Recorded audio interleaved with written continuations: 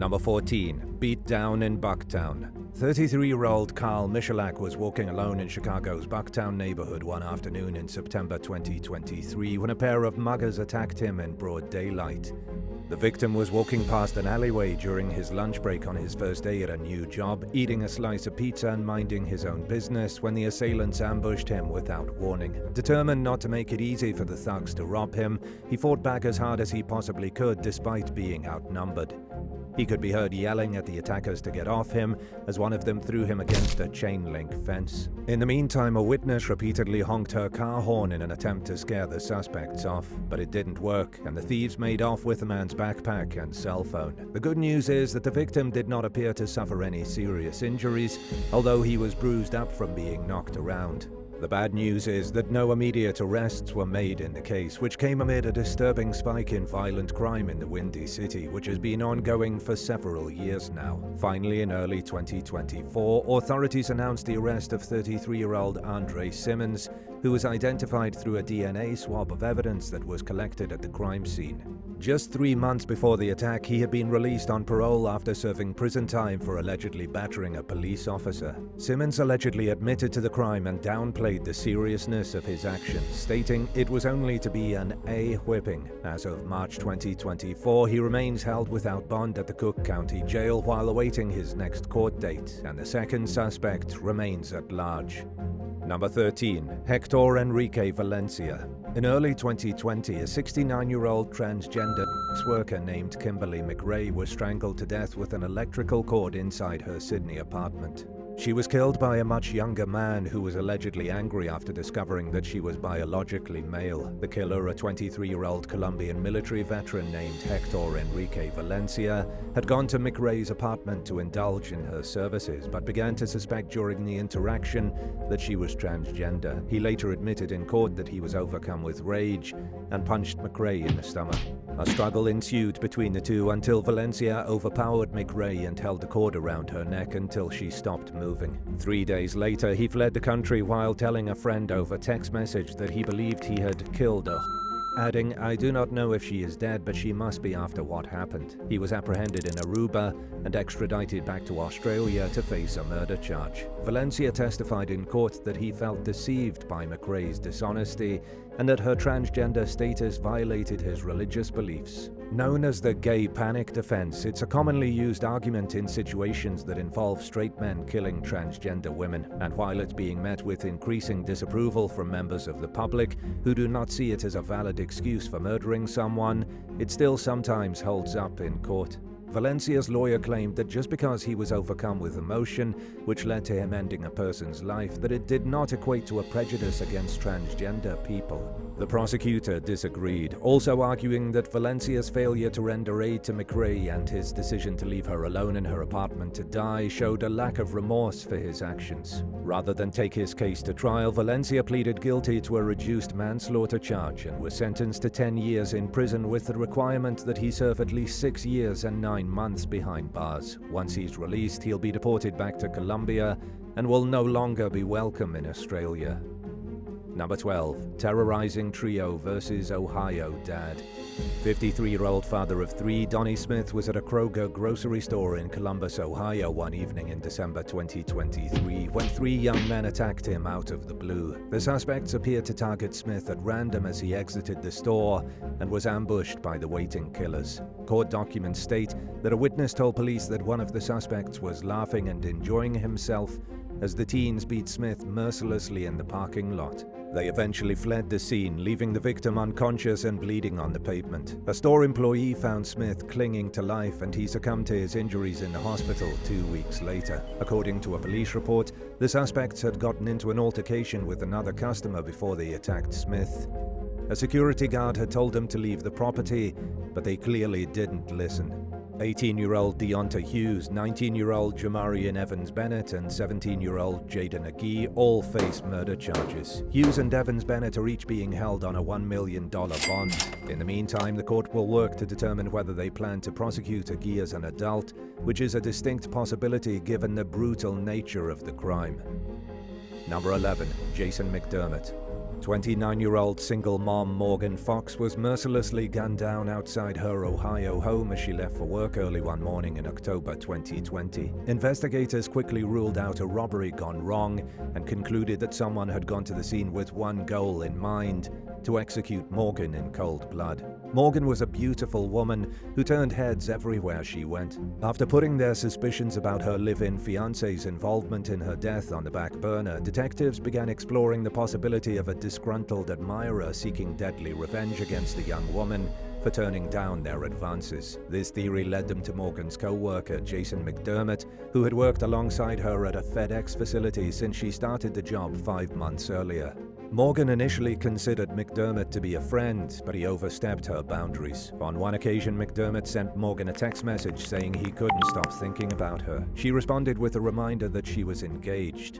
Politeness went out of the window in the days leading up to Morgan's murder when she caught McDermott going through her phone and decided that he had crossed a line that there was no coming back from. Morgan refused to accept McDermott's apology and distanced herself from him as much as she could. She blocked him on social media, began looking for another job, and avoided him as much as possible at work. When Morgan ended the friendship, McDermott only became more consumed by his fixation with her. He continued messaging her and tried getting co-workers to talk to her on his behalf, even though she made it abundantly clear that she no longer wanted any contact. During police questioning, McDermott initially denied having a romantic interest in the young woman, but a search of his phone proved that he was disturbingly obsessed with her. The device contained hundreds, if not thousands, of photos and videos of Morgan, including footage he filmed surreptitiously without her knowledge. 2 FedEx employees told detectives that McDermott constantly talked about Morgan at work and over text. It got to a point where one of the workers told him to stop talking to her about the young woman. After Morgan's murder, McDermott posted on social media about what close friends they were and how devastated he was. He called for justice for Morgan and attended a candlelight vigil where he continued trying to insert himself in the spotlight and ate up any attention he could get. But it wasn't long before he was in court facing an aggravated murder charge. The jury found him guilty and he was sentenced to life without parole. Number 10. The murder of Lola Edenfield Falk. During the summer of 2009, 70-year-old Lola Edenfield Falk and her dog were found beaten and shot to death inside their mobile home in Jacksonville, Florida. Her grandson discovered the bodies at around 2 o'clock in the morning after returning home from a night out. He had only been gone for 5 hours, but it was more than enough time for someone to force their way into the residence, bludgeon Lola in the head with a concrete block, shoot her multiple times, and steal her television. For nearly a year, investigators ran down tips while trying to identify the culprits. None of the information they received proved to be the smoking gun, but they were able to piece together the details and get a clear picture of who was most likely responsible for Lola's death. Finally, in July 2010, police arrested 42-year-old Raymond Wayne Breeden, 34-year-old Jeff Johnson, and 29-year-old George Papard Landgraf on suspicion of murder. According to authorities, Landgraf and Johnson knew Lola through her grandson and had been at the home multiple times in the past. 2 of the suspects were accused of forcing their way inside and carrying out the murder, while the 3rd suspect waited outside until Lola was dead, then went in and helped steal the TV. In late 2013, George Papard Landgraf was found guilty of first-degree murder, which carries an automatic life sentence without parole, and armed burglary. Raymond Wayne Breeden was convicted of the same charges and sentenced to 2 life terms. Jeff Johnson pleaded guilty to second-degree murder and burglary. He served about a decade of a 15-year sentence and was paroled in 2023. Number 9. Justin Holman. In February 2021, a 50-year-old Indianapolis woman named Chanel Smith was found frozen to death at 2 in the morning in a snowbank behind a laundromat. Surveillance footage showed a man dragging her out of a car and leaving her there 10 hours earlier while she was in an unresponsive state, even though it was clear that she was in no condition to get somewhere warm and safe on her own.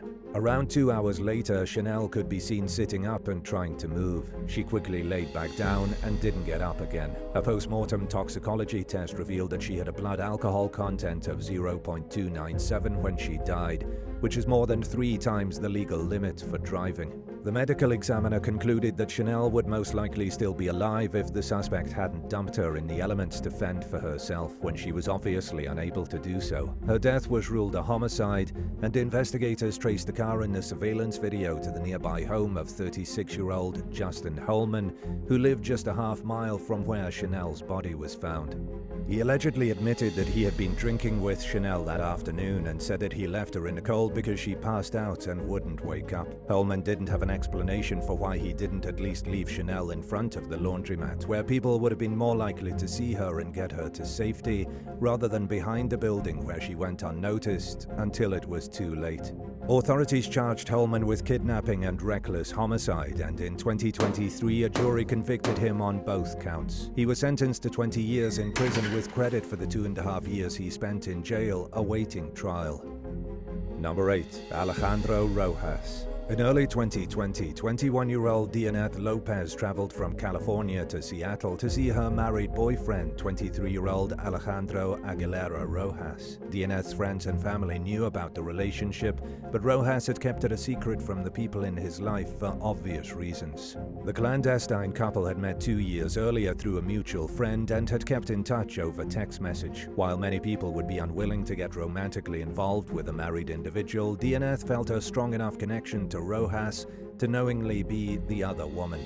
Shortly after leaving for Washington, however, she went radio silent. Dianeth's concerned loved ones contacted Rojas, who allegedly gave them conflicting stories about his last interactions with the young woman. He told one of Dianeth's friends that he had not seen her in several months, while admitting to Dianeth's mother that he had picked her up from the Seattle airport upon her arrival to Washington. Unsatisfied with Alejandro's inconsistent explanations, the friend reported Dianeth missing. When questioned by police, Rojas changed his story yet again, this time stating that he had dropped Dianeth off for a planned hike with her friends and hadn't heard from her since. He claimed to have no idea who the friends were and said he knew nothing about them, which seemed more than a little odd since most people mention at least a few details in passing when they talk about their plans. 4 days after Dianeth was last heard from, her murdered remains were found face down on a remote logging road in the Olympic National Forest. She had suffered severe head trauma and was covered in scrapes, bruises, and lacerations. Near her body, investigators found a box-cutting knife and blood-covered shards of glass from a tequila bottle that had been used in the murder. Law enforcement identified Rojas as the prime suspect in the case through surveillance footage from a marketplace located near the crime scene and through cell phone data, which placed both their phones at Alejandro's residence. After being confronted with the evidence, Rojas admitted that Dianeth didn't have any plans to go hiking on the day of her death. In a shocking turn of events, he confessed to killing the young woman but claimed he had acted in self-defense. Rojas told detectives that Lopez had threatened to kill his wife and attacked him with a knife, prompting him to retrieve the tequila bottle from his truck and strike her on the head. He claimed that Dianeth was still breathing when he fled the scene, essentially admitting that he left her there to die.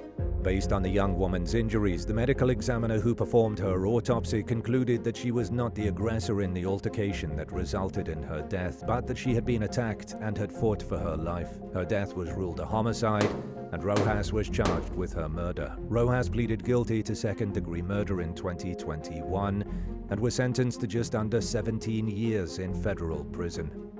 Number 7. Stephen Glosser and Caleb Kinsey. Single mom Larissa Apperson experienced a real-life nightmare in January 2023 when someone blew up her dream home in Bryan County, Georgia, with a homemade bomb just 12 hours after she moved into the residence. The blast was so powerful that it sent bricks flying from the structure and gouged a 2-by-2-foot crater in the woman's driveway. Thankfully, nobody was injured, but more than half the house was destroyed.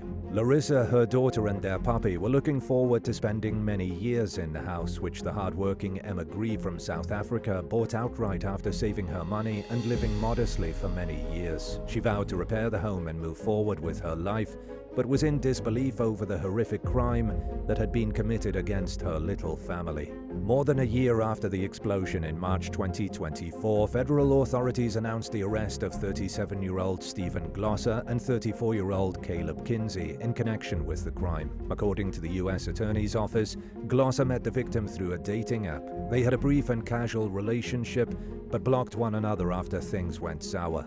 Over a month-long period starting in late 2022, Glosser and Kinsey allegedly co-conspired to bomb Apperson's home and commit other disturbing acts against her and her family. In a criminal complaint, the feds accused the men of creating a detailed plan to scalp the victim, to shoot arrows into her front door, to release a large python into her home to eat one of her household members, and to mail dog feces and dead rodents to her house.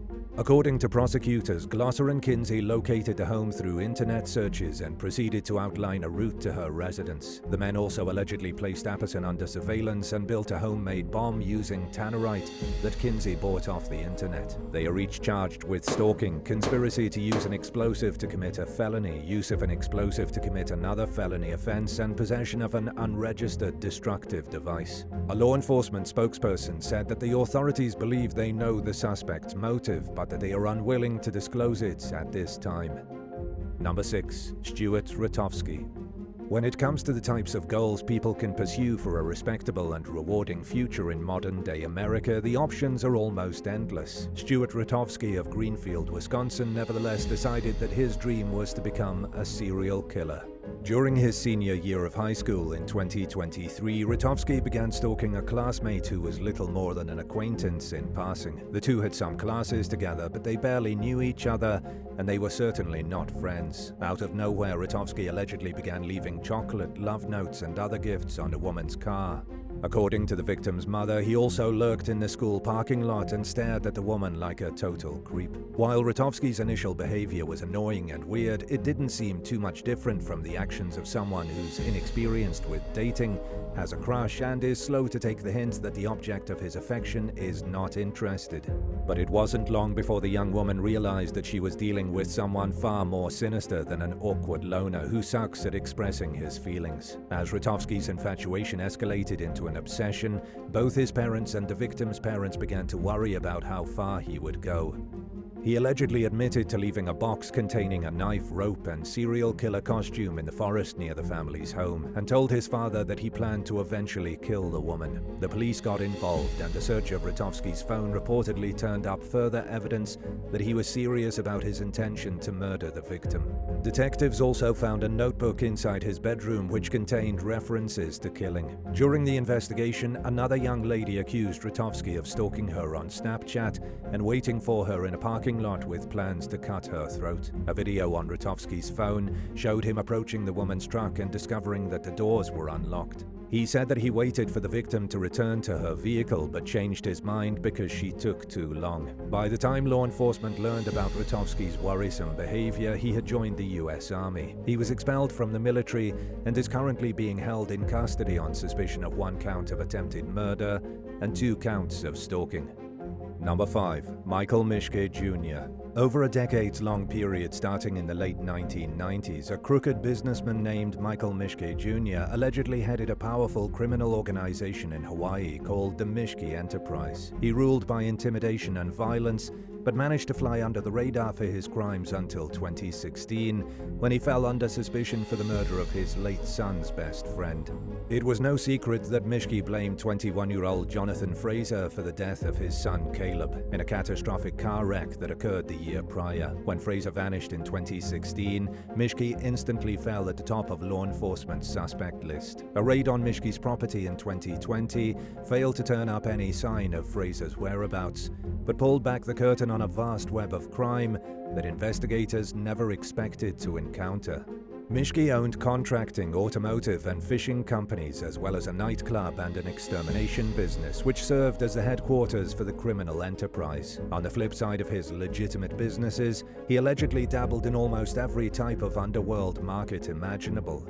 He trafficked large amounts of cocaine and methamphetamine between California and Hawaii, and went out of his way to wipe out any competition, including by using a fake police badge to rob his rival stashes.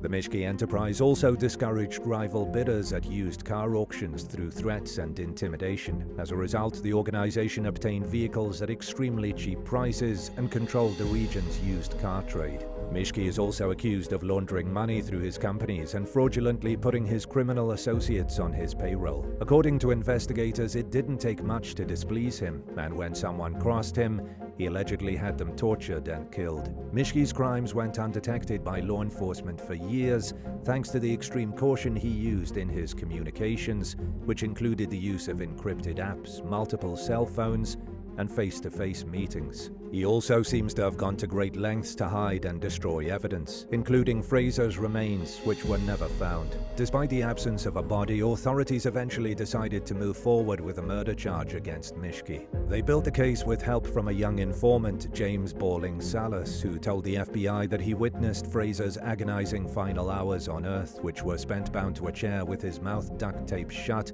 while gang members burned and tortured him. In late 2019, Balling Salas was brutally beaten while in custody at the Oahu Community Correctional Center. He died in hospice care the following month. Authorities have remained tight-lipped on whether the young man was killed for being a snitch, but all signs point toward this being the case.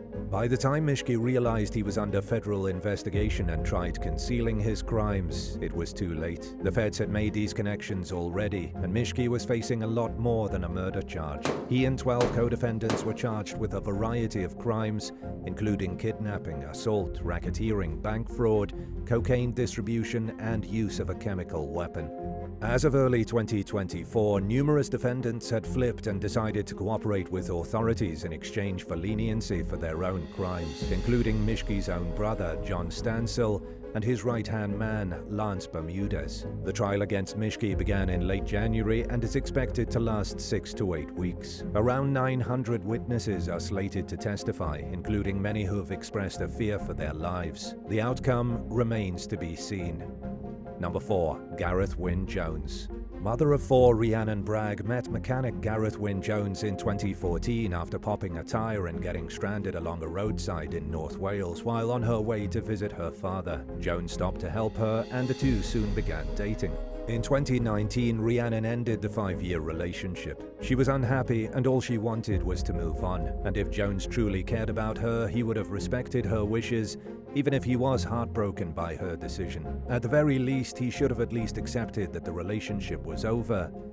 But he saw Rhiannon as property rather than a human being, and he refused to give her the space and freedom that she was entitled to. Jones embarked on a relentless campaign of stalking and harassment against Rhiannon, which only intensified over time. Rhiannon reported him to the police numerous times, but they were hesitant to arrest Jones. In the meantime, she lived in constant fear for her life. The psychological torment was also endless, as she spent every waking moment feeling watched and wondering when Jones would strike next or what he might do. Jones was arrested 3 times, and the authorities temporarily took away his guns, but he got them back, and the court failed to take any truly meaningful action against him. As law enforcement failed Rhiannon time and time again, she became increasingly convinced that she would never escape Jones and fell into a deep, hopeless depression. Several months after the breakup, Jones went to Rhiannon's home and waited outside until she arrived home. In a terrifying confrontation that was captured on surveillance video, he emerged from his hiding spot and threatened Rhiannon at gunpoint. He held her hostage for the next 8 hours as she wondered if she would live to see her children again. Rhiannon survived the ordeal, and the authorities finally charged Jones appropriately for his crimes. The police admitted that they could have taken more action against Jones months earlier, which would have potentially spared Rhiannon from having her life threatened. She hoped that Jones would finally be properly punished for his actions so she could feel safe again and rebuild her life. Jones was sentenced to 4.5 years in prison for stalking and making threats to kill. During that time, sensitive notes about the effects of Jones's actions on Rhiannon's psychological well-being were mailed to him in prison as the result of some sort of inexcusable mix-up. The legal system failed Rhiannon yet again in late 2023 when she learned that her ex would be automatically released at the end of his term despite the parole board ruling that he posed a continued threat to public safety. In anticipation of Jones's release, Rhiannon went on Good Morning Britain and bravely spoke out about her traumatic experience, as well as her anger toward the powers that be for choosing to release him. Describing the system as broken and its decision to free Jones as mind-blowing, absolute madness, she slammed the authorities for treating stalking victims like guinea pigs. She also wondered out loud what they would tell any future victims who might fall in the path of Jones's rage, knowing that they could have kept him locked up. The answers to these questions remain to be seen. Number 3. Jesse Alvarez. In September 2019, Catholic school teacher Amy Gambara broke up with her on-and-off boyfriend of more than 3 years, Jesse Alvarez, and began dating a co-worker named Mario Fierro. Alvarez resisted Amy's attempts to permanently cut ties and soon began to stalk his ex-girlfriend and her new partner. A few months after the breakup, Amy tried to obtain an order of protection against Alvarez in family court. She told the judge that while they were dating, Alvarez was controlling and manipulative. After she ended the relationship, he became increasingly erratic. By the time Amy went to the court, her ex's behavior had escalated into cyber-stalking and actual stalking. Amy even suspected Alvarez of breaking into her apartment, prompting her to change her locks and install a home surveillance system just to achieve a minimal sense of safety. Despite the terrifying nature of these allegations, Amy was told that she did not meet the burden of proof for a restraining order under California law. Desperate to be left alone, she changed her phone number, moved, and took other measures to try protecting herself. But Alvarez kept finding her, and the stalking became even worse after she got engaged to Fierro. In February 2021, Fierro left his house one morning to head to work and was mercilessly gunned down in his driveway. He died at the scene, and Alvarez was arrested for his murder later that day, along with the special circumstance of lying in wait. The evidence clearly indicated that Alvarez killed Fierro in a horrifying act of unprovoked violence. Prior to the murder, he took shooting classes at a gun range and asked the instructor about the best place to shoot someone to ensure a fatality. He also Googled things like how to kill your ex's fiancé, hiring hitmen, and how to delete search history. And according to prosecutors, Alvarez waited outside Fierro's home for over an hour before executing the beloved school teacher in a cold and calculated, jealous rage. Alvarez didn't deny shooting Fierro. He even admitted in court that he was angry at Amy for moving on and that he fantasized about Fierro dying. Yet he had the audacity to argue that he acted in self-defense when he pumped 6 bullets into Fierro in the victim's driveway, claiming that he went there to innocently introduce himself when in reality he had no business being at the residence. Even more disturbingly, Alvarez's lawyer went along with this narrative, even though the defendant's own mother testified that she had urged her son to stop pursuing Amy due to the toxic nature of their past relationship. The attorney accused Fierro of being aggressive and trying to kill Alvarez, and claimed that Alvarez tried to calm Fierro down before resorting to gunfire. The defense even went as far as blaming Alvarez's autism for his behavior, arguing that the accused killer struggled to understand social cues. Thankfully, the jury was unswayed by these claims. After deliberating for 2 days, they found Alvarez guilty of first-degree murder. He faces a maximum sentence of life without parole and is scheduled to be sentenced in May of 2024. Number 2. Donald Brit. In a perfect world, people would simply move on after a breakup. But it's not a perfect world, and Donald Brit was in no mood to let go of the past when 36-year-old Katie Arnold broke up with him following a domestic incident. Unwilling to accept that the relationship was over, Brit went to Katie's home in Blunttville, Tennessee in early 2023 and shot her through a window while she smoked in her bathroom, killing her at the scene.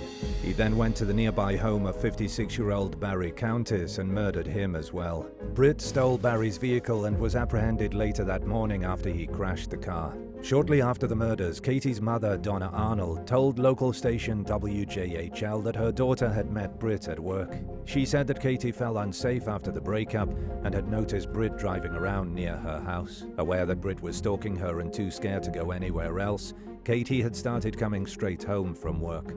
In August 2023, Brit pleaded guilty to 2 counts of first-degree murder and other charges in connection with the deaths of Katie Arnold and Barry Countess. He was sentenced to life in prison without parole.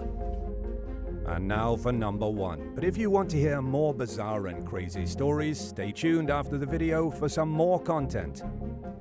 Number 1. Nada Esam Assaf. Like thousands of other Filipinas looking for better economic opportunities, 29-year-old Gianna Demifelis left her country in 2014 to work abroad as a maid. She took a job in Kuwait for a Lebanese man named Nada Esam Assaf and his Syrian wife, Mona Hassoun. In early 2016, Joanna's family and friends stopped hearing from her. They never saw or heard from her again. The family only spoke with Joanna 3 times a year, so they suspected that her boss was extremely strict, but she also never complained about her working conditions, so they were initially hesitant to report her missing. After a year went by with no word from Joanna, her loved ones finally contacted the authorities. Not long after that, Joanna's body was found inside a freezer in Assaf's abandoned apartment, sparking an international manhunt for Assaf and Hassoun.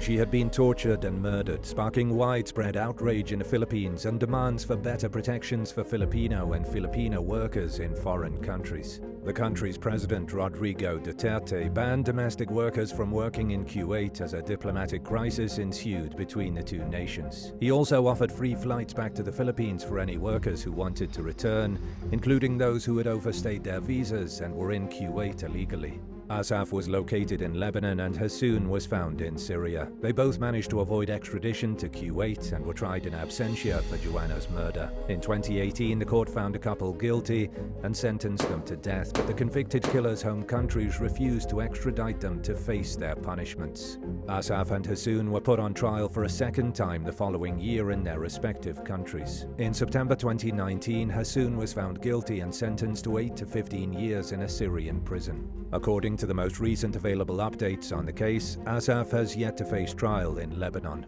After the tensions between the Philippines and Kuwait cooled, the countries made amends, and in 2020, President Duterte lifted the ban against Filipino and Filipino workers going to Kuwait. There are still lingering issues regarding the protection of the hundreds of thousands of workers who moved from the Philippines to Kuwait and other countries for job opportunities, and these dialogues are ongoing. Number 10. Bleach Injection.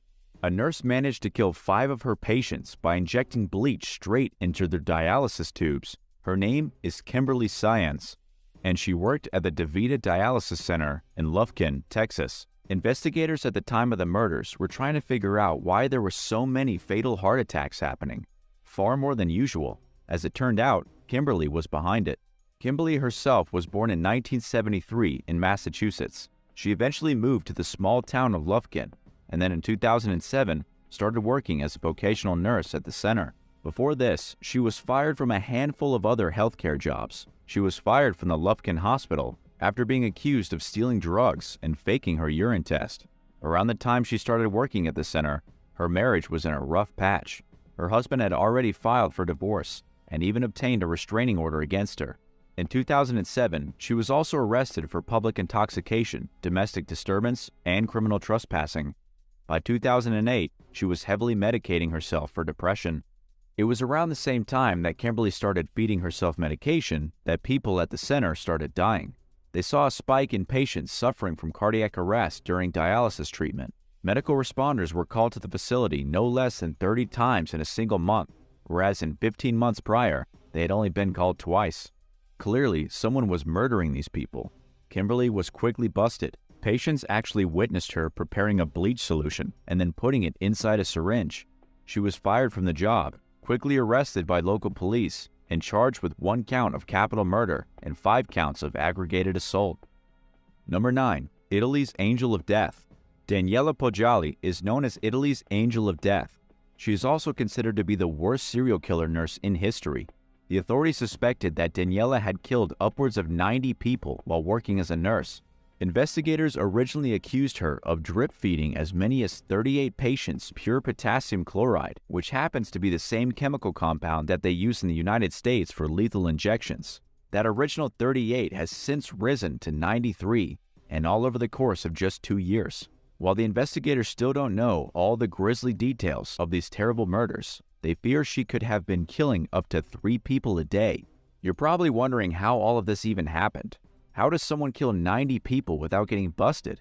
According to the police, she wasn't really a prime suspect. She had no mental illness. She wasn't a visible psychopath, and she had no criminal priors. It's believed that the murders were part of a power trip, as Daniela had a god complex and got off on easily murdering people.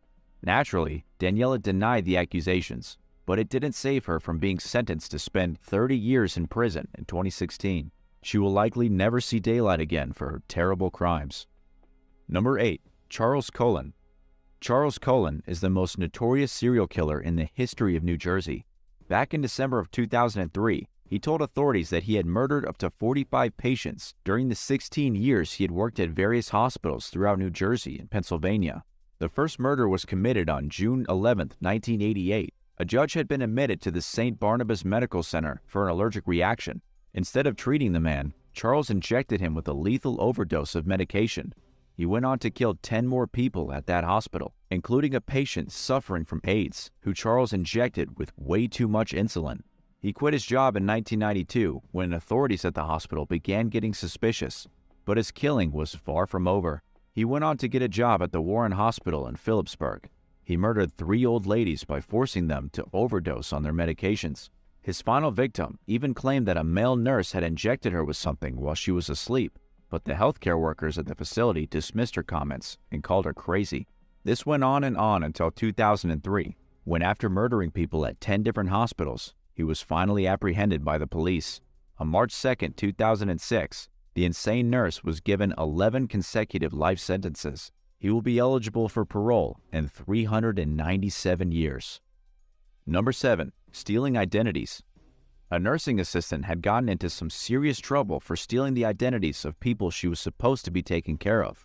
24-year-old Sierra Johnson got busted stealing a woman's wallet at a care facility, then using the information to commit fraud. To make this even worse, the victim is a veteran of World War II, approximately 100 years old at the time of the crime. She had been in Europe working to process mail sent to the troops. In 2020, she had her wallet stolen from the nursing assistant, and that was when her trouble started. Sierra Johnson used the veteran's identity to lease an apartment and purchase a Chrysler 300. She managed to get away with it by using an app with an age filter to make herself look older, thus securing the license for the application on the apartment and the vehicle with a fake selfie. And this was only one of Sierra's victims. Investigators say she stole at least 7 different identities while working at different care facilities in Phoenix, Mesa, and Goodyear. The police found stolen cards in her apartment, which ultimately did her in. She's since been arrested, but we don't know exactly how long she'll spend in jail. She's been charged with identity theft, fraud, and forgery. What do you think the punishment should be for a nurse stealing a war veteran's identity? Let us know in the comments, and if you're liking this video, be sure to hit the thumbs up and subscribe button if you haven't already. Number 6. Tennessee Pill Mill. 3 nurse practitioners in Tennessee were recently arrested and ended up in federal court for prescribing huge quantities of opioids as part of a pill mill. The nurses are Cynthia Clemens, Courtney Newman, and Holly Carmichael Womack. They were at the head of a multi-state pill mill operation that has so far resulted in over 140 convictions. But just what exactly is a pill mill, and how did these women pull it off? By using their status as nurses, they were able to prescribe millions and millions of tablets of drugs worth a whole lot of money on the street. These drugs included oxymorphone, oxycodone, and plain old morphine. They operated out of 4 different clinics in Tennessee, prescribing the drugs to people already addicted to opioids. Of course, they did this for profit, generating roughly $21 million in revenue. But that was just their revenue, as the street value of the drugs is over $360 million. There were actually more people involved than just the 3 nurses. One of the people arrested was Sylvia Hofstetter, whom prosecutors described as the largest drug dealer to ever appear in a Tennessee federal courtroom. Men were even extradited from Italy for their roles in the lucrative pill mill scheme. Number 5. Jane Toppen. Jane Toppen was born on March 31, 1854. She was arrested 47 years later in 1901 for a slew of terrifying murders. She was actually quoted as telling the authorities that she wanted to accomplish killing more helpless people than anyone else who ever lived. At the time, she confessed to approximately 31 killings, though only 12 of those were ever confirmed. So, who exactly did this crazy lady end up murdering? The murder victims were her patients, and even the family members of her patients. She did the killings while working as a nurse from between 1885 and the time of her arrest. She worked at the Cambridge Hospital, where her co-workers called her Jolly Jane. She was extremely well liked, her patients never complained, and she was an all-around respected lady. But what nobody knew was that Jane was using her patients as unwilling guinea pigs, performing experiments on them with morphine. She would change how much drug she gave a person to see how their nervous system reacted. It was a warm-up for the bloodbath to come. In 1889, Jane was recommended for a position at the Massachusetts General Hospital. However, she ended up getting fired for recklessly administering opiates. Several of the murders had even taken place there. She opened her own clinic as a private nurse and in 1895 began killing indiscriminately. She murdered her landlord, her foster sister, and a whole heap of elderly people, all by using lethal injection. She had learned how to kill people with injections during these early years at Cambridge Hospital. But Jane got too bold. By killing so many people close to her, the authorities eventually figured out what was happening and took her in. She was charged with the murders, declared insane, and committed for the rest of her life inside the Taunton Insane Hospital. Number 4. The Baby Thief. A woman pretending to be a nurse walked into a hospital by herself and strolled out minutes later with a baby. This insane act of fraud and human thievery happened in India, in the city of Pune. The woman was identified as 24-year-old Vandana Jeth. The victim was the baby of an unnamed 22-year-old woman who had just gone to the Sassoon General Hospital for treatment.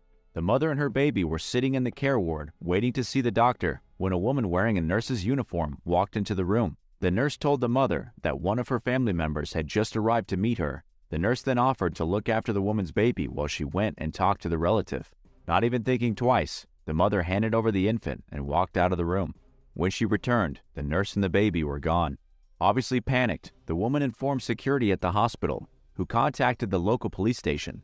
The police launched an immediate search for the baby, and one of the first things they did was check the hospital surveillance footage. That's when they saw Vandana, dressed in the nurse's uniform, walking out of the front doors with the stolen child. They quickly tracked her down, arrested the fake nurse, and reunited the baby with her mother. But what makes this story really crazy is that no motive has been given yet for why Vandana pretended to be a nurse just to steal a person's baby. The best that the police can put together is that she's unable to have her own, so she thought she'd just stroll into the hospital and get one. Number 3. Fentanyl Thief. In Connecticut, a nurse got into serious trouble for stealing fentanyl from patients who were undergoing surgeries. She would steal the drug, then substitute it with a saline solution. Her name is Donna Monacone, and she was recently given 3 months of home confinement, 4 weekends in prison, and 3 years of supervision. Donna was working at the Yale Reproductive Endocrinology and Infertility Clinic when she developed her problem. Most of her patients she was dealing with were receiving fertility treatments.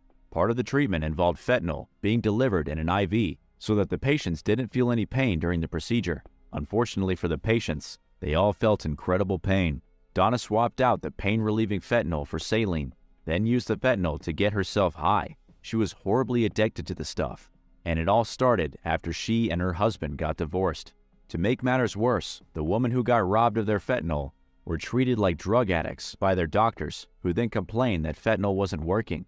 They were going into surgeries with absolutely no pain medication, then being ridiculed when they complained that it hurt too much. Luckily, enough women complained that the doctors eventually figured out something was wrong, and they tracked it back to Donna. She has since had her license revoked and her place firmly secured in hell. Number 2. Killer Nurse. Janine Jones pled guilty to the death of Joshua Earl Sawyer, an 11-month-old baby who died in December of 1981. She pled guilty on the condition that the other 4 charges of baby killing were dropped. These horrific murders go back to the 1970s, when Janine Jones worked as a nurse in Texas. And before we go any further, it's important to understand that she didn't just kill 5 babies. She's been accused of causing the deaths of up to 60 infants and young kids while working as a vocational nurse over almost 2 decades. She was finally caught in 1984 for injecting babies with certain chemicals to kill them.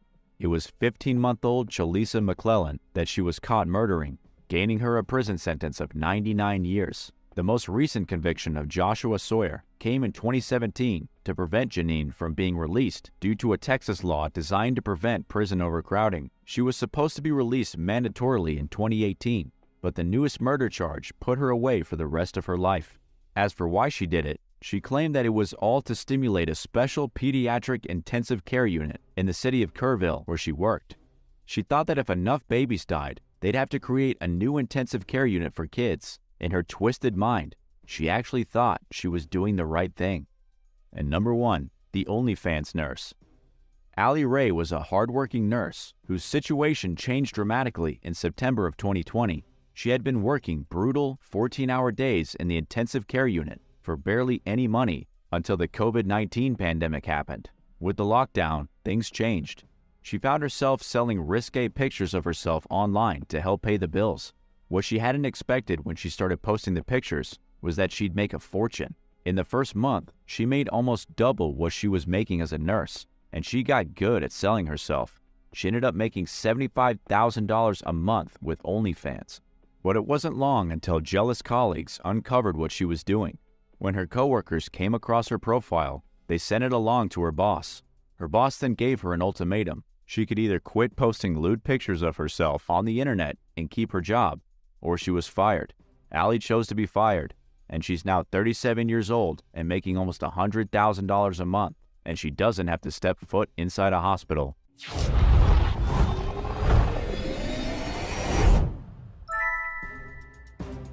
Number 10. Fateful flight to Las Vegas. A private plane filled with Instagram stars crashed while flying to Las Vegas. All 6 people on board perished.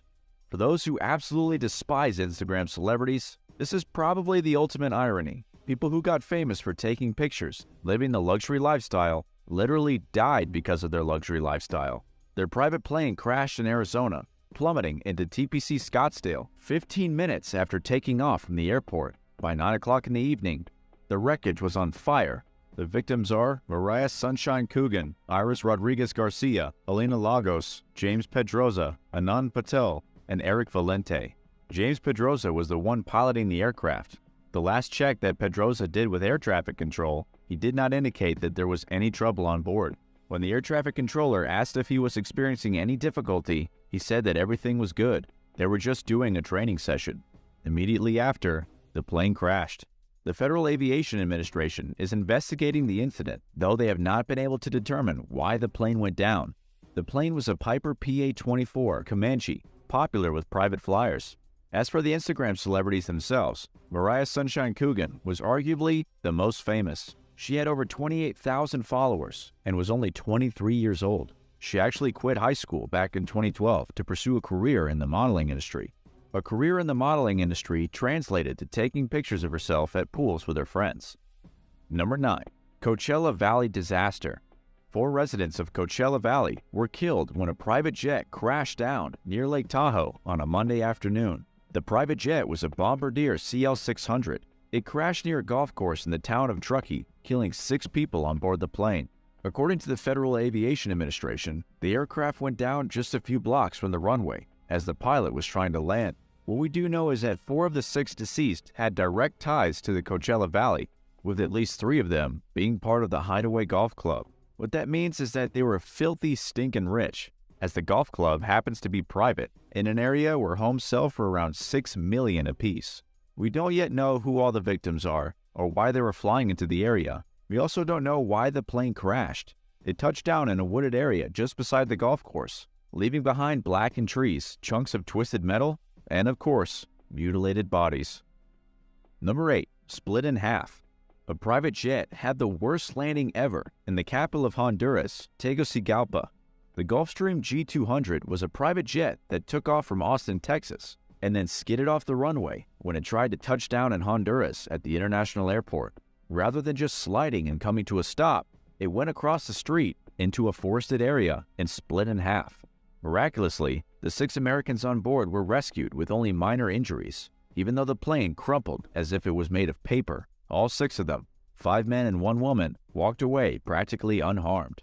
It was unclear why the plane crashed the way it did, though aviation expert Andrew Charlton did have some theories. He told reporters with the BBC News that the Gulfstream G200 is a back-heavy vehicle. When this kind of airplane lands at speeds of 200 miles per hour, it is under extreme pressure. Something obviously went wrong with the landing, and all that pressure caused the airplane to split in 2. The only reason everyone survived was that they had been sitting closer to the front, and also because they had been wearing seatbelts. If it hadn't been for their seatbelts, they would have been throttled forward through the cabin and potentially killed. Number 7. Stranded in the jungle. Antonio Sina went missing on January 28, 2021. He was flying a private jet on his way to a gold mine in the rural Brazilian state of Pará when he encountered engine problems. He was the only person in the plane, and for good reason. His assignment involved an illegal mining operation deep in the Brazilian jungle. It was a very valuable opportunity for him that would earn him quite a bit of cash, but when the engine failed, Antonio had no choice but to crash through the trees and into the ground. Miraculously, he survived the impact. He crawled through the shattered windshield and got away from the plane just seconds before it exploded in a great ball of fire. But now he has a serious problem. He was stranded in the jungle. For the next 36 days, Antonio struggled to survive. Luckily, he had a backpack filled with essentials for just an occasion. He had pocket knives, a torch, rope, a bit of food, some water, and even a change of clothes. And because he wasn't injured, he was able to move continuously through the jungle in search of help. As he was walking, he was powerless to signal the rescue aircraft that he could hear buzzing over the jungle canopy. He saw them, but they couldn't see him. He used the last bit of battery life on his phone to determine the exact position of the nearest river, where he thought he might find a settlement. After walking for 3 weeks, he managed to stumble upon some nut collectors. These men helped take Antonio to civilization, where he could finally get a helicopter out of the jungle.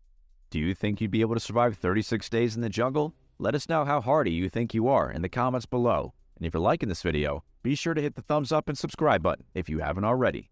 Number 6. Burst into flames. A private jet crashed north of the Houston Executive Airport in October of 2021. The jet ran off the runway, smashed through a fence, and then burst into flames. According to the investigators and federal authorities, the private plane had not been flown since last December. That means it was sitting idle for 10 months. Investigators are still looking to see if any maintenance has been performed on the plane between sitting unused and taking to the runway. The National Transportation Safety Board says the plane left 1,200 feet of tire marks as it tried desperately to get off the runway. This indicates a heavy braking event. The brakes were definitely working to some degree, and the pilot was hammering down on them hard. However, nobody knows why the pilot was applying the brakes so furiously, or why the brakes were powerless to stop the McDonnell Douglas MD-87. But here's the real miracle of the plane crash. All of the 21 people on board the private plane managed to escape unscathed. Well, 2 people did suffer minor injuries, but that's not such a big deal when they could have been cooked alive by the flames that consumed the plane. Number 5. Straight into the wall. In Milan, Italy, a private plane was on its way to the island of Sardinia, but rather than touching down gently on the island and everyone going about their business, the plane smashed into the side of a building and killed 8 people. The plane crashed into an office building in the northern part of Milan. The only silver lining here is that the office block had been empty at the time of the crash. If anyone had been working inside of it, they undoubtedly would have been massacred by the huge bucket of bolts that slammed into it. Every single person on board had perished. The pilot of the private plane happened to be a billionaire from Romania, a guy named Dan Petrescu. Everybody is really hating on billionaires these days, but Dan's death truly was tragic. This is especially true because he was flying with his wife and their son. He may have been richer than pretty much everybody, but he was still a person with a family. The crash was so intense that it set the entire block of offices on fire and blew up several cars that were parked in front of the building. It left a trail of wreckage of almost 10 cars smoking and billowing fire. Number 4. A failed delivery. When a small plane crashed in Southern California, 2 people were killed, including a UPS driver.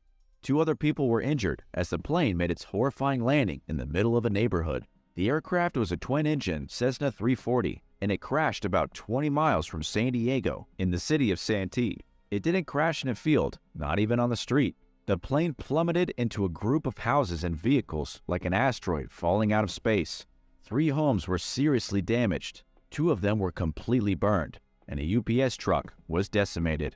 A retired couple had to be rescued from their home, with the woman being pulled out of the window as her house was engulfed in flames, while her husband was rescued from the backyard. Sadly, the family dog was unable to make it out. The plane took off earlier that day from Yuma in Arizona. The air traffic controller alerted the pilot that they were flying too low, and that was right before the crash. The plane was flying at 1,500 feet instead of 5,000 feet. The pilot was Dr. Sugata Das, Chief Medical Officer at the Yuma Regional Medical Center. He frequently commuted between work in Yuma and his home in San Diego, but for some unknown reason, the commute proved to be his last. Number 3. Crashed in Tampa Bay. A small plane made a messy landing in Tampa Bay near the Peter O. Knight Airport, making a big splash about 500 yards from the runway. A police boat and private seaplane had to rush into action to save the life of the pilot and the single passenger. Both managed to escape the plane without serious injuries, though the plane wasn't nearly as lucky. The single-engine Mooney M20 sank to the bottom of the bay. According to Sandra Bennell with the local police, the plane took off from Gainesville and was on its way to Tampa when engine problems caused it to crash. It was a miracle the 2 people on board the plane didn't die, but the actual cause of the crash is impossible to figure out until divers recover the wreckage from the bay to investigate fully. Oddly enough, this was the 3rd plane that made an emergency landing around Tampa Bay in just 2 weeks. Number 2. Too close to the sun. Glenn DeVries was a technology entrepreneur with a lot more money than most people.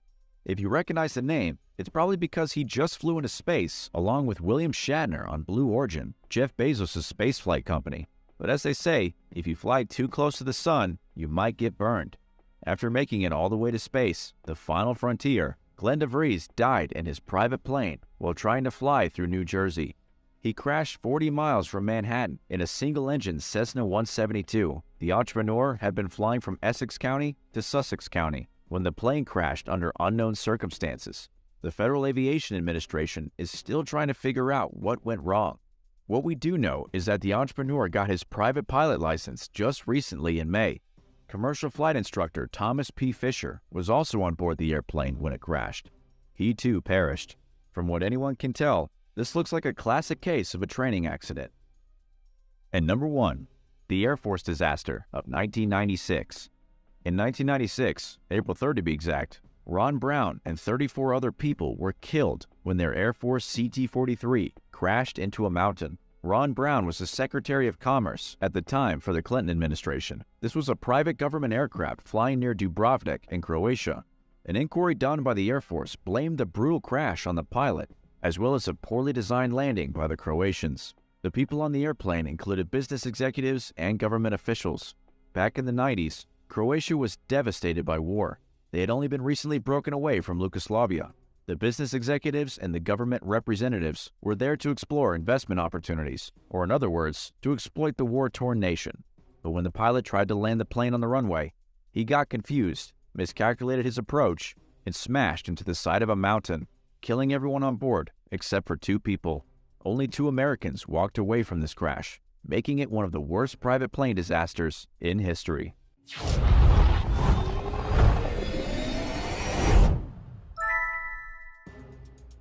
Number 10. Violent October. October 2021 was a rough month for MMA fighters beating up their girlfriends. While this is definitely nothing new to the world of fighting, it hit a serious peak in October when both Louis Pena and Chuck Liddell were arrested for domestic battery within just days of one another. The first case is Luis Pena, who not only beat up his girlfriend, but a second random woman too. According to the affidavit, the Broward County Sheriff's Office said that Pena intentionally hit his girlfriend in the face several times with a closed fist. When she fell over on the ground, the USO continued to do what's known in the business as a ground and pound. While on top of her, he continued to hammer her in the face.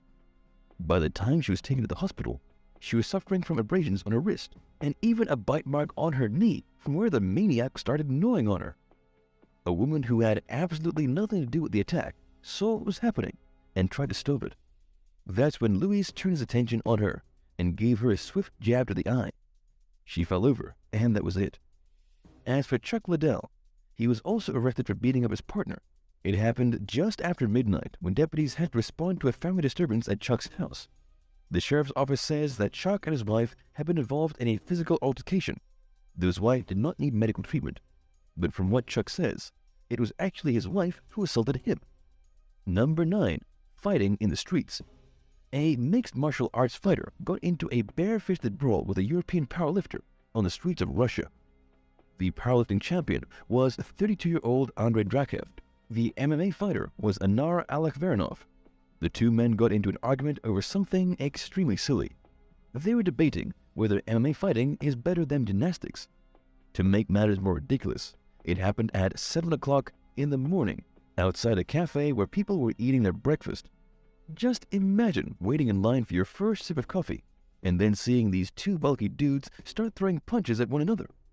The 2 men got so worked up about the topic that the MMA fighter savagely attacked the powerlifter. Bystanders even got video of the MMA fighter kicking the powerlifter until he fell to the ground, then getting on him and punching him repeatedly in the face. Apparently, powerlifting doesn't do much when you actually get into a fight with somebody who knows how to kick and punch. Even though Andrei Drakev won the silver medal for powerlifting at the World Championships in 2011, he got beat up in front of a cafe and didn't even get a good punch in. But here's where things get tragic. The MMA fighter actually kicked the guy to death. He just kept kicking and kicking until the powerlifter stopped breathing. Yikes. The police then launched a manhunt to track this guy down, but he later turned himself in. After a trial that went on for over a year, he was finally found guilty of homicide and given 18 years in jail. But that still doesn't answer the question. What's better, MMA or gymnastics? Number 8. Attempted murder. UFC fighter Irwin Rivera was recently arrested for 2 counts of attempted murder. He was apprehended by officers with the Boynton Beach Police Department, then held in jail without the possibility of bail. The reason is that Irwin Rivera stabbed both his sisters to death.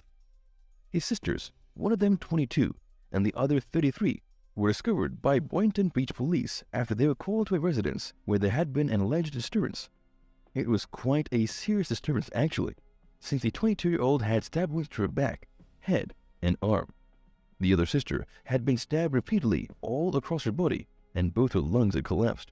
Amazingly, both girls survived the brutal attack, with one in stable condition and the other in critical condition.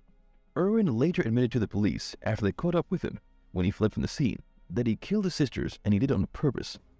He snuck into the bedroom while they were asleep and stabbed them mercilessly with a brass knuckle knife. Why did this complete psychopath attempt to kill his siblings? He told the authorities that he did it because a higher power told him to. Some ambivalent god told him that it was his purpose. In a really bizarre statement from the UFC that came out after his arrest, they said that the situation was extremely troubling. They also said that they would not be offering Irwin a fight at this time. But that seems kind of redundant to say, considering he's in jail for double murder. Of course he won't be fighting, at least not in the octagon. Number 7. Pervert on the beach. An MMA fighter was filmed on the beach punching a man in the face. Normally, this would land a person in some serious trouble, but in this case, Joyce Vieira may not have done anything wrong. She and a friend were taking photographs in their bikinis on a beach in Rio de Janeiro. As they were in the middle of the swimwear photo shoot, a man also on the beach began doing something extremely inappropriate to himself. In an interview, Joyce said that when she looked at him, he had his shorts all the way down and was standing on a public path where children could easily see him. She was so angry at this creep, especially since he was staring right at her and making weird sounds and moaning, that she went up and punched him directly in the face. The MMA fighter has some serious skills, so she was easily able to beat this guy up. After the incident, the man was arrested by the police, but then immediately released because he simply denied that he ever committed any crime. He said Joyce was lying, so the cops just let him go. What do you think about this terrifying case? Was Joyce in the right for punching this guy in the head, or was she overly violent? And for that matter, do you think the police should have let this guy go, or gave him a more severe punishment? Let us know your thoughts in the comments, and if you're liking this video, be sure to hit the thumbs up and subscribe buttons if you haven't already. Number 6. Naked in church. Relatively famous MMA fighter Mayhem Miller trashed a church and was arrested naked. It happened in South Carolina when the 31-year-old was discovered at the Mission Hills Church in Mission Viejo, passed out on a Monday morning. When the church people came in for Sunday business as usual, they found Miller naked on the couch. They also found that the whole first floor was ransacked, as if he had been attempting to rob the place. He pulled books off the bookshelves, smashed pictures, and even spray painted the walls. After he went on a rampage, he got naked, fired off a fire extinguisher, and fell asleep on the couch. When the pastor found him, he ran away and called the police. For those who don't know Mayhem Miller, he's a middleweight fighter in the UFC, and he hosts the MTV series Bully Beatdown. Although he first came to fame on the old Spike TV show The Ultimate Fighter, back when people still watched cable TV. The reason he went into the California church and made a huge mess was probably because he was wasted. When the cops woke him up and asked him who he was, he kept muttering "Mayhem, mayhem," over and over again. The Orange County sheriffs thought he was crazy and brought him into the hospital, then booked him in jail before he was released on a $20,000 bail. He's now facing charges of suspicion of burglary and vandalism. Number 5. Exploding biceps. A fake bodybuilder in Russia, nicknamed Popeye because he has ridiculously bulging biceps, got beat up in an MMA fight. Popeye, real name Kirill Tereshin, injected his biceps with synthol oil to enhance the size of his muscles. Ew. He didn't actually train to get strong. He just had oil injected into his biceps to make them huge. For some crazy reason, he thought having fake muscles somehow made him eligible to be an MMA fighter.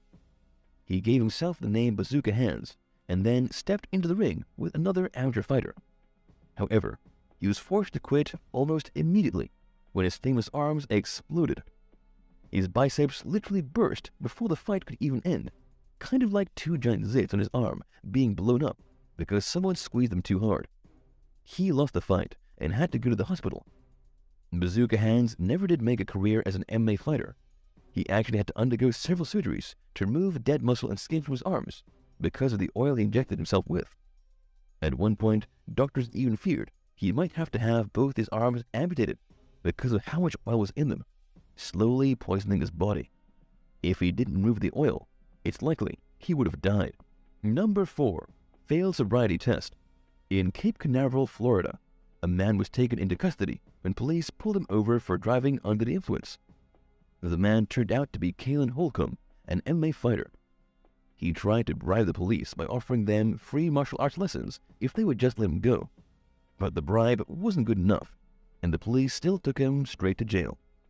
The reason he was pulled over in the first place was that a sheriff's deputy in Brevoort County saw him almost back his vehicle straight into the side-end bar and grill building. Clearly, he was having a bit of a hard time driving. When they pulled him over, his truck stank like alcohol. He refused to take a field sobriety test and became aggressive with the police. When the cops refused his bribe of free martial arts lessons, he began to offer services as a fighter. He told the cops that if they let him go, he would beat up suspects from other cases, like some kind of bully for hire. The cops didn't want anything to do with it, and now he's been charged with not only a DUI, but also bribery of a public servant. Number 3. DUI manslaughter. Back in 2019, Desmond Green, the mixed martial arts fighter who fought in the UFC as a lightweight, was brought up on 20 charges, including DUI manslaughter. The UFC fighter played a pivotal role in a car crash that left 2 women dead. Some of his other charges included felony possession of cocaine, a whole heap of counts of DUI property damage, driving with a suspended license, and DUI causing serious bodily injury. The crash itself happened early in the morning on August 18, 2018. Desmond was driving down a Florida freeway when he veered his Dodge Durango directly into the path of an oncoming truck. The chain reaction of the impact caused 3 other vehicles to also crash. One of those vehicles contained Emelina Morfa and Emma Suarez Hernandez. Their vehicles swerved, hit a guardrail, and flipped all the way over. Both girls inside died, although Desmond Green only suffered minor injuries. According to what came out through the court proceedings that followed, Desmond was driving without a license, under the influence of alcohol, and stoned out of his tree. After the crash, he tried to ditch the marijuana grinder by throwing it over a concrete traffic barrier. An officer also discovered a small bag of cocaine in his truck. When they did a toxicology analysis, they found that his blood alcohol level was 0.14 and that he had been smoking a bunch of pot. Just 1 month after the collision that killed 2 people, the UFC allowed him to fight in the octagon. He then fought twice more before he was convicted of the crime and put in jail in 2020. How do you feel about this? Number 2. War Machine Roid Rage. Jonathan Copenhaver legally changed his name to War Machine. He was a UFC star who is now a disgraced attempted murderer. In one of the most prolific court cases involving a fighter in recent memory, War Machine was accused of trying to murder Christy Mack after he discovered her hanging out with another man. The MMA fighter used to date Christy, who happens to be an adult film actress, but by the time he caught her with another dude, they had already been broken up. But that didn't stop him from going into an alleged roid rage and punching her face with his fists. According to what Christy accused him of, War Machine beat her up and then groped her in an extremely disturbing fashion for over 2 hours, while at the same time threatening to murder her. As for the other guy whom he caught Christy with, he threatened him that if he went to the police, he would kill him too. In defense, War Machine's lawyer said the fighter had brain damage caused by his fighting career. He said that War Machine used a lot of steroids, and these were the reasons for his violent outbursts. The lawyer said War Machine never tried to actually murder the girl. At the end of the trial, nobody believed the flimsy defense War Machine gave. He ended up getting 36 years to life for beating, assaulting, and threatening Christy Mack. 1. Canadian Cartel Man. One of the biggest incidents of an MMA fighter gone wrong has to be Steven Skinner. The Canadian fighter was charged with murder back in 2016 and also accused of running a cocaine smuggling ring. He was arrested by the police in Venezuela after the Royal Canadian Mounted Police gave them a tip that they were searching for a murder suspect who had killed somebody back in 2011 in the Canadian province of Nova Scotia. It was later proven that Steven Skinner shot and killed Stacey Jordan Adams in a small trailer park community outside the city of Halifax. He also tortured an elderly man for unrelated reasons. Before that, he was a fighter between 2006 and 2010, mostly just amateur stuff in Canadian fighting organizations. After his fighting and murdering, he allegedly began to work closely with the Colombian cartel to move drugs from South America and into Canada. He helped find mules by strong-arming seniors and innocent-looking moms to swallow latex capsules filled with drugs, and then go from Colombia to other places in the world. Thankfully, the Venezuelan authorities arrested him and then sent him back to Canada in 2017. He pleaded guilty to manslaughter, but the drug trafficking charges could never be proven. He'll get out of jail in early 2025. Thanks for watching. Sometimes a person resorts to such disgusting behavior that it's impossible to ever look at them the same again. What's the lowest thing you've ever seen a romantic partner do? And was it a deal breaker for your relationship? Let us know in the comments below, and don't forget to subscribe. See you soon. Bye.